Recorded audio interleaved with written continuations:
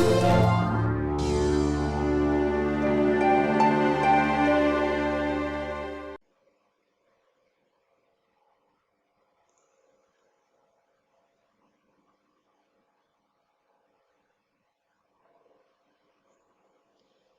everyone, welcome back to Introduction to Semiconductor Devices.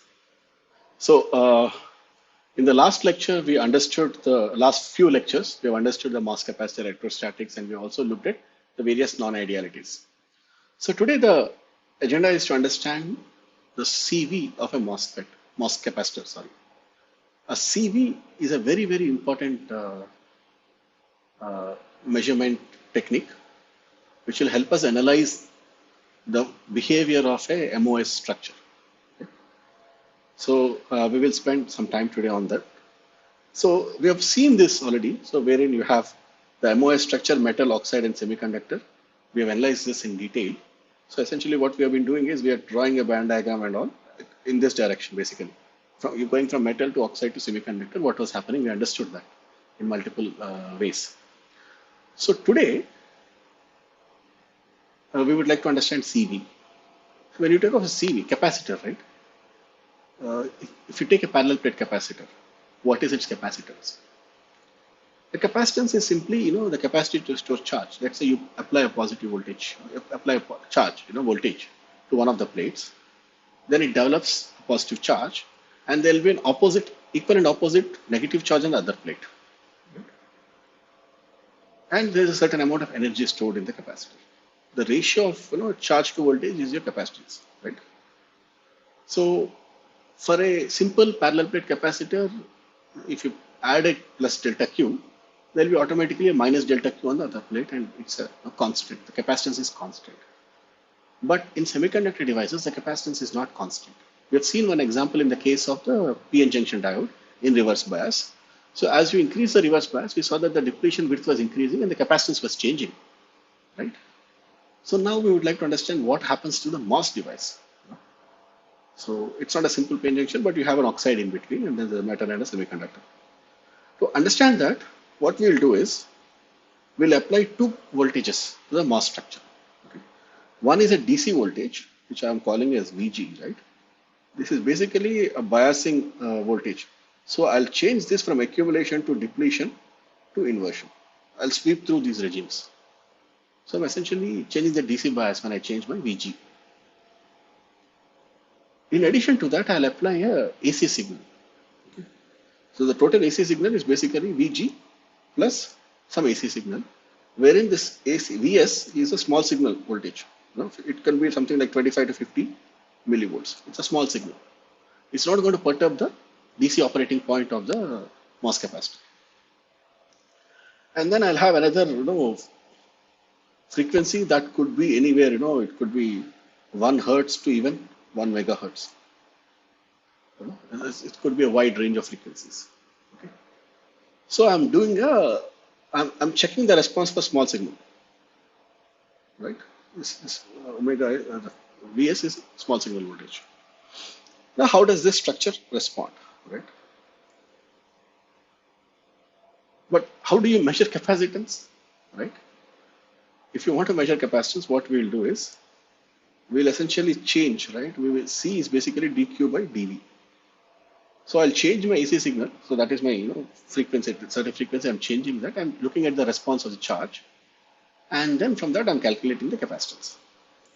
In practice, the way to do this would be I'll apply a voltage with respect to time. So let's say I have I'll sort of step voltage I'll apply. So basically I have my V1, V2, V3 and V4. So I'm stepping my DC voltage. Okay. This time duration could be like 1 second. It's a lot of time. It could be millisecond as well. So as a function of time, I'm changing my DC voltage. So this is my VG. VG is changing in this direction. Okay. As I step my voltage, in addition to DC, I have a small AC signal on this, riding on this, right? On this, there is a small AC signal like this. So I'll use an LCR meter. That's a standard equipment to measure the capacitance. So I'll use an LCR meter and I'll measure C1 here, C2 here, C3 here, and C4 here. So I'm getting capacitance as a function of voltage. So I'll take this and I'll plot voltage versus capacitance. So that's what we call as a CV. It could be some shape like this. So it's essentially a collection of these points, I'll have some V1, C1, V4, C4. So a collection of these points is essentially your CV curve. And that gives you a whole lot of information. What sort of information? Well, to understand that, let's go back to what the capacitance will give you. Okay. So capacitance is simply dq by dv, right? What is this q? Well, this is going to be charge on the gate and gate voltage. That's what we are using the bulk as a reference, substrate as a reference, to grounding it. We have already seen what is Vg. Vg was there's a relation between gate oxide and the surface potential, which is the voltage across the semiconductor, right?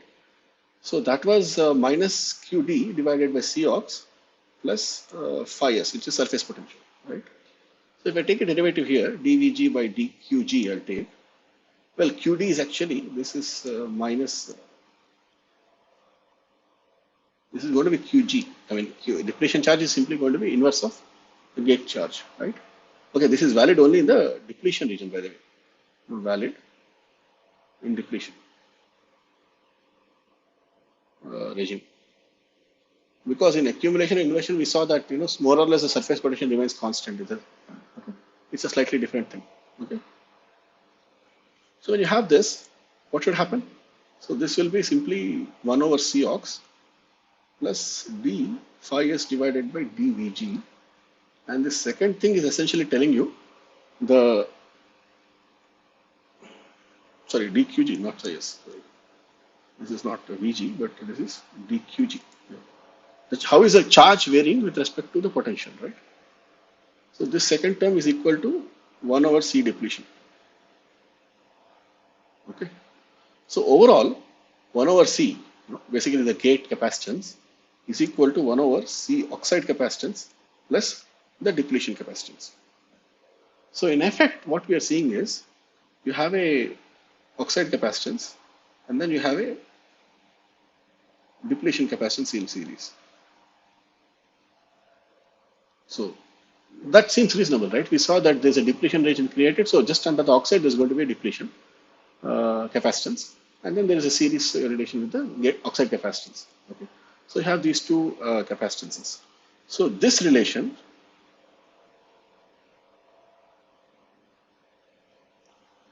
this helps in understanding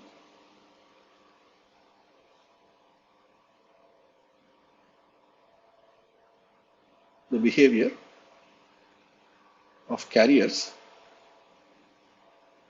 in accumulation, depletion, and inversion. Okay.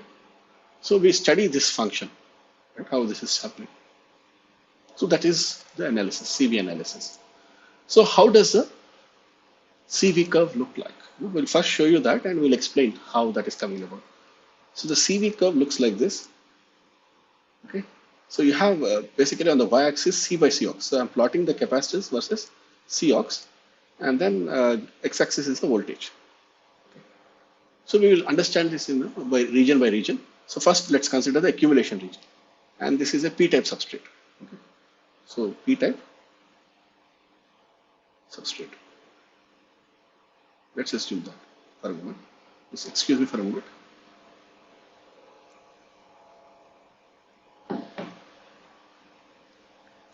All right. So how does it look like? What happens in accumulation? If you take a p-type substrate and apply negative voltage to it, you're essentially going to drive the holes. You're going to attract the holes to the interface, and because of that, you have accumulation, right? So that is schematically shown here. So this is your hole accumulation. So this happens right at the interface. And there's an opposite, there's going to be a minus Q here and there's going to be a plus Q here. It's always, going to be valid for any capacitor structure. So the voltages below zero, like if I call this 0 here, for example, this is my accumulation. And in accumulation, what you're seeing is,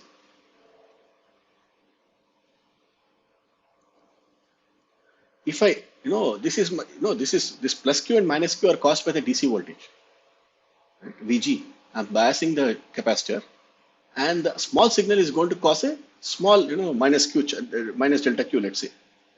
This is a small signal contribution, this black region, right? So if we have this minus Q here, the minus delta Q, there's going to be a plus delta Q. So you change the gate voltage by a tiny amount. The balancing voltage, you change the gate charge by a tiny amount, and then the balancing charge will be in the accumulation charge, in the accumulation. So basically your ACC charge increases in response to small signal. The small signal is not really changing the bias, biasing condition. It's still accumulation. But for every small delta Q that we add on the gate, there will be a positive delta Q that will be added on the accumulation layer. So the capacitance, it's like a parallel plate capacitor. You add a plus delta Q on the one plate, minus delta Q will be on the other plate. So the capacitance is going to be C accumulation, let's call it. It's going to be C ox divided by, sorry, not C ox, I'm sorry, it should be epsilon oxide divided by T of the oxide, thickness of the oxide. Okay. Well, this is the overall capacitance, right? So even I could call it, in the accumulation, I can write it as, I can remove this part. I can say C is equal to this in accumulation. So in understanding the C view, we have to think about for every plus delta Q, where is a minus delta Q going to come from? The balancing charge, where is it going to come from? That will determine your capacitance. Okay. And remember, this is basically in the accumulation, it's a purely geometric effect, geometric capacitance, you can say.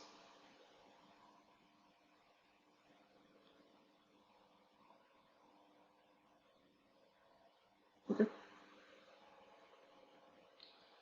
What happens in depletion? So we know that as you increase the gate voltage from 0 onwards, it will be depletion. Right? This will be depletion.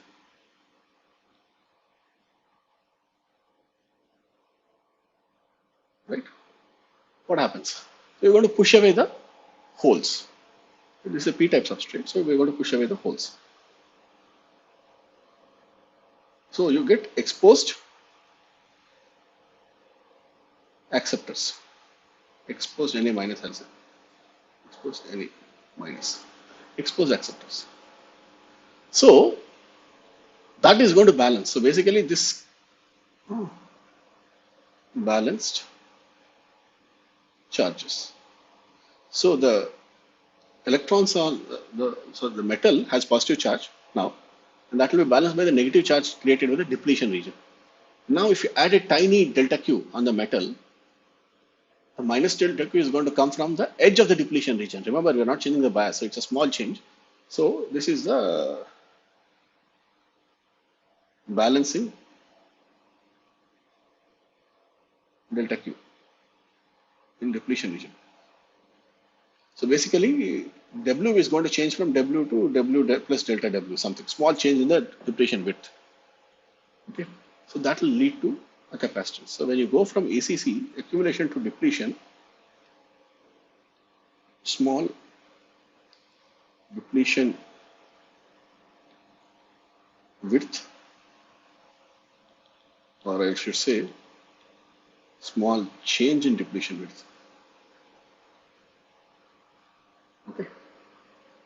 So this gives you what is known as depletion capacitance, C depletion, which is simply epsilon by the thickness of the depletion width, thickness of the depletion region. So this we have discussed when we talked about PN junctions in reverse bias, right? So even though it is very different from what parallel plate capacitor, you have parallel plate capacitor with plus Q and minus Q, right? separated by insulator.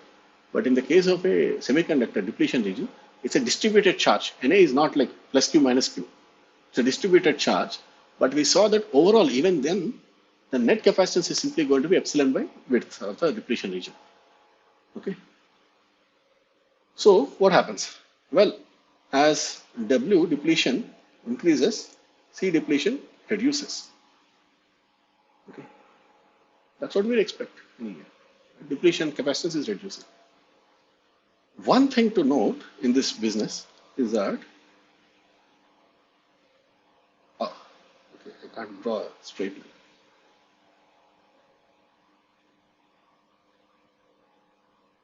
Okay, so it becomes a sort of a challenge. Yeah. So in both accumulation and depletion, majority carrier response is needed. In accumulation, it's simply the majority carriers, which are holes in this case, are going to accumulate. In the depletion, we're going to push away the majority carriers. So it is still the majority carrier response. Okay. And it turns out that majority carrier response time is approximately 1 to 100 picoseconds. It's very, very fast compared to the applied frequencies. Okay, very fast compared to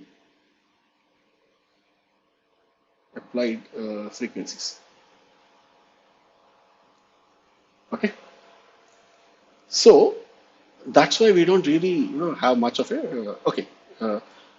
We will discuss that. Okay, majority carrier response. So before I talk about that, let me talk about how the CV changes. Okay, so in accumulation we saw that it's purely geometric capacitance and is Cox. So when we plot C by Cox, it's going to be 1. Okay, in accumulation.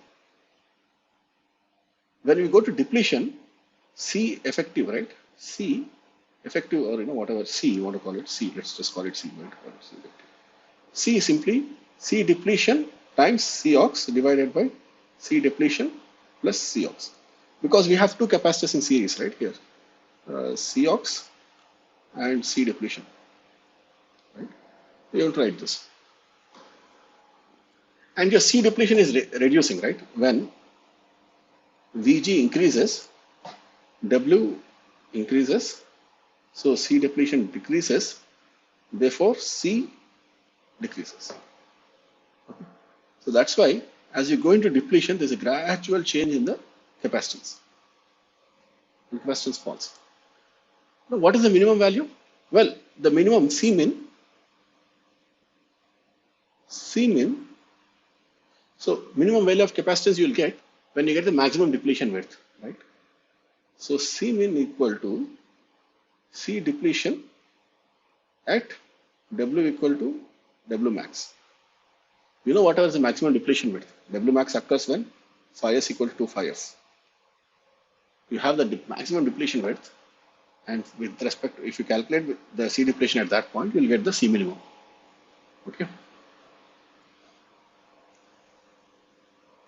So why does the majority carrier response time play a role here? We said majority carrier response time is very, very fast compared to the applied frequencies. So in CV, we tend to make measurements at quite different frequencies. One of them we call as low frequency, one of them we call as high frequency. So remember, we talked about an AC component, AC signal, small signal, which has an omega term, which is a frequency term. Okay. So if this frequency term is anywhere from 1 hertz to 1 megahertz, we call it HFCV. Okay. If you go below that, what happens is we call this as LFCV. Omega less than 1 hertz, I would say. In fact, millihertz kind of range we do. We do what is called as quasi-static measurement to actually capture LFCV. Okay. Experimentally, it's quite challenging to measure LFCV. HFCV is quite easy. Okay. So, you see that since majority carrier response time is fast, it's in the order of picoseconds, you do measurements at whatever frequencies you want. but you're going to get CV which is identical. So the red curve is a HFCV, the black curve is a LFCV. In the accumulation and the depletion part, it is identical. This is ACC and this is depletion to this point. So in ACC and depletion, the HFCV and LFCV are identical because majority carrier response time is much smaller than applied frequency. Okay, it is nearly identical, but one important difference exists. That is where the balancing charge happens. In accumulation, balancing charge is at AC interface, at the silicon dioxide interface. Whereas in depletion, there is nothing like, there is no the possibility of, inversion has not yet happened. Inversion requires a certain surface potential, right? We have not yet reached that. Till you reach it, you're going to simply push away the majority carriers. So, balancing charge occurs at edge of depletion region. This is the primary difference between accumulation and depletion. Okay, physical locations are different, but you get, the time is still much faster compared to the applied frequencies. So, of course, that tells us that in inversion it's not going to be the same, right? Why is it not going to be the same? Well, in inversion, charges are produced how? Are produced by EHP generation in depletion region, right? This is how inversion charges are produced. Well, yeah, correct, yeah. So, what happens to these electron hole pairs which are produced? So, what we need to do is,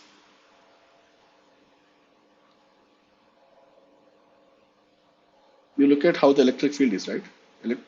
This is, let's say, X versus electric field, and you know that it's going to be like this. This is my depletion width, right? W. So, a linear function, electric field is linear. So, what will happen to holes? Holes will go this way, and electrons will go in the opposite direction. Right? This is how the charge separation happens. And because of that, if you are doing measurement at low frequency, what do I mean by low frequency? Well, my Vs sine omega t, right? It's very small, milliseconds, a millihertz kind of frequencies. Let's say omega tends to 0. It's very small frequency. That means I'm very gradually changing my Vg. Then you have a sufficient time for the minority carrier generation, or electron hole pair generation. Okay, so sufficient time for EHP generation.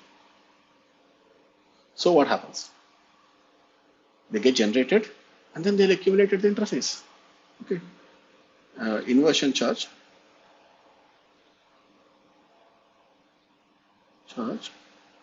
forms at the interface.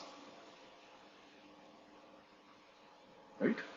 So if you have the DC bias, okay, DC bias is such that you have this W here, which is depletion width, and effectively this will be W max. It will be the maximum depletion width possible in that, and then you add a plus delta Q here. So balancing charge at interface. The reason it's forming at interface is you are doing it very, very slowly. Remember, this is, I'm saying this is for LFCV and this is for HFCV. In LFCV, you're doing it very, very slowly in such a way that there is sufficient time for the electrons to accumulate, to come to the interface. So that forms the balancing charge. So your C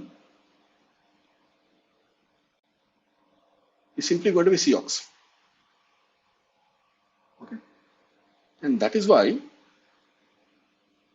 if you look at the curve here, LFCV curve, the black curve is LFCV and immediately goes up towards Cox once inversion forms.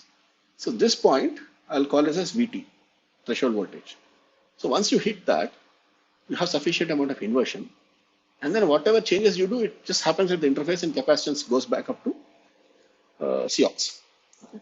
That's why C by Cox is going to be 1. Whereas, if you do it at high frequency, HFCV, okay, let's say omega tends to infinity, okay. For our purposes, even megahertz is infinity, okay. So if you go to high frequency, your gate voltage is changing very, very fast.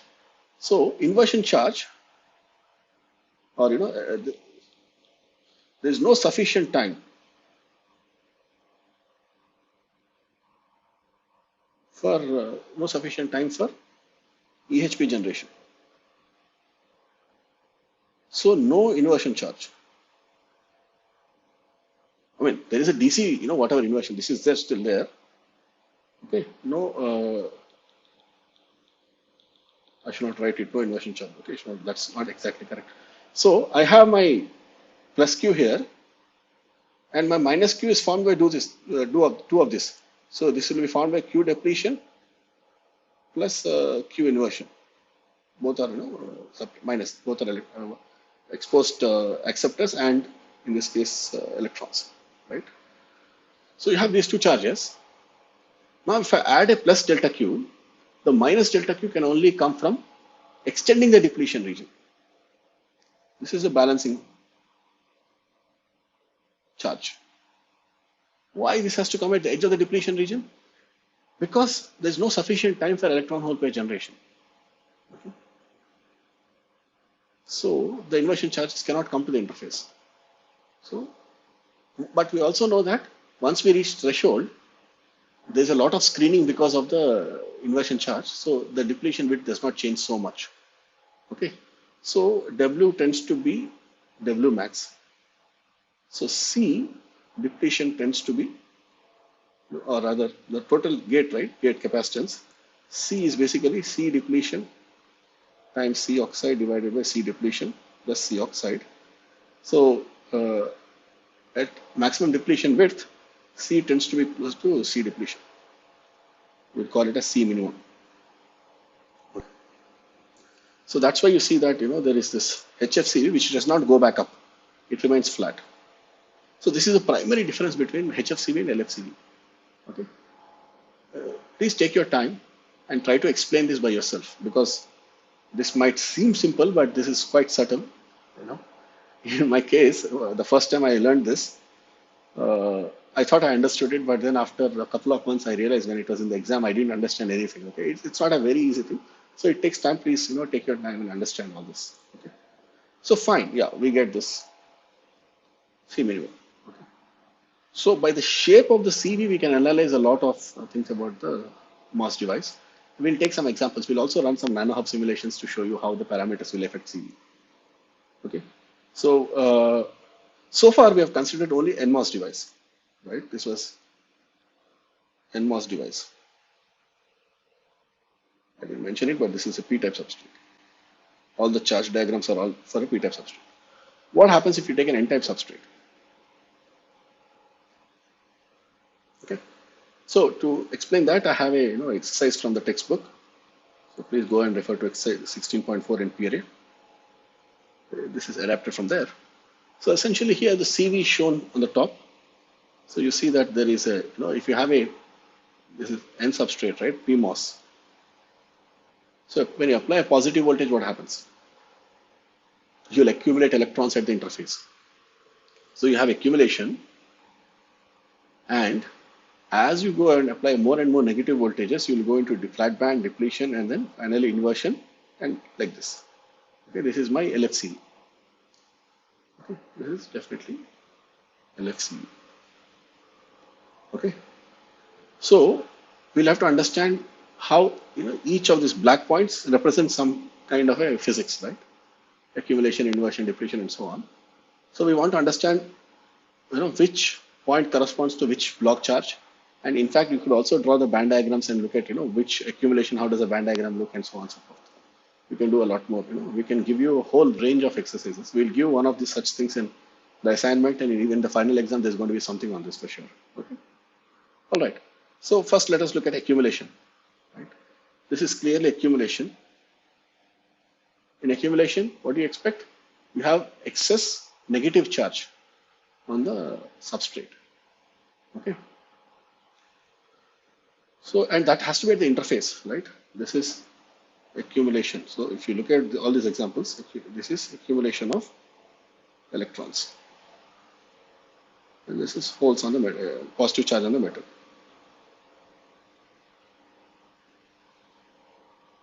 Okay, so both these are right at the interfaces. So the condition G is accumulation, and the block charge is 3. So I'll write this answer as G3. So that will tell me what choice is correct. So I have to match all of these points to the block charges. Depletion, how does a depletion look like? Well, in depletion, there's no, you're pushing away electrons, so you'll have positive charge. And where do you have positive charge, which is balanced by a negative charge on the gate? So, well, okay, there's one more point that I have to discuss here, which is as you go from accumulation, right, as you keep decreasing the voltage, at one point you're getting to what is known as flat band. Flat band means with no applied voltage, there is, how do the bands look like? There are no bending of the bands, so there's no charges associated with applied gate voltage is 0. So this is my, this second picture is called as flat band.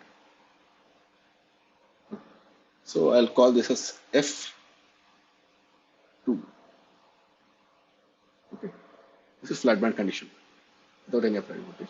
When I apply a negative voltage, I'm depleting, and so depletion is going to be point E, and the corresponding charge diagram is going to be, we said depletion, we are uncovering the donors. So this is how, this is uncovered donors.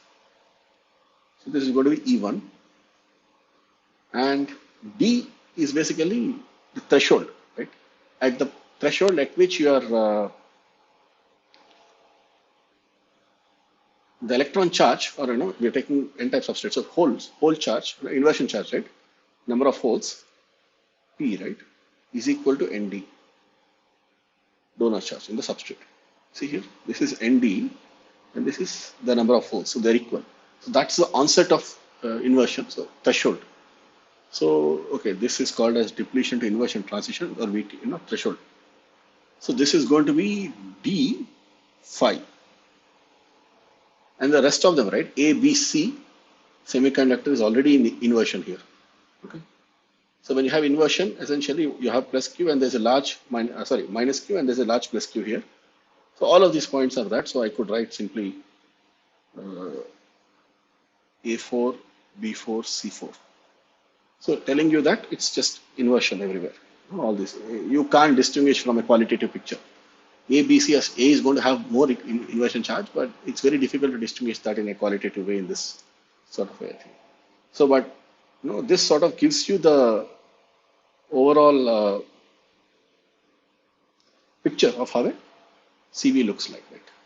So please take your time, review this video one more time and see how you can understand. So as I've been saying, it's a very, very useful thing. So practice band diagrams, practice block charge diagrams. So that will give you a lot of insight. Each line, each shape you draw on this is going to represent some physical understanding. So please do it multiple times so that you get a strong grasp of the concept. All right. So with that, I would like to stop this video now. In the next lecture, next video, I'll try to solve some problems of CV. And then we'll also discuss how the CV changes with some parameters. Okay.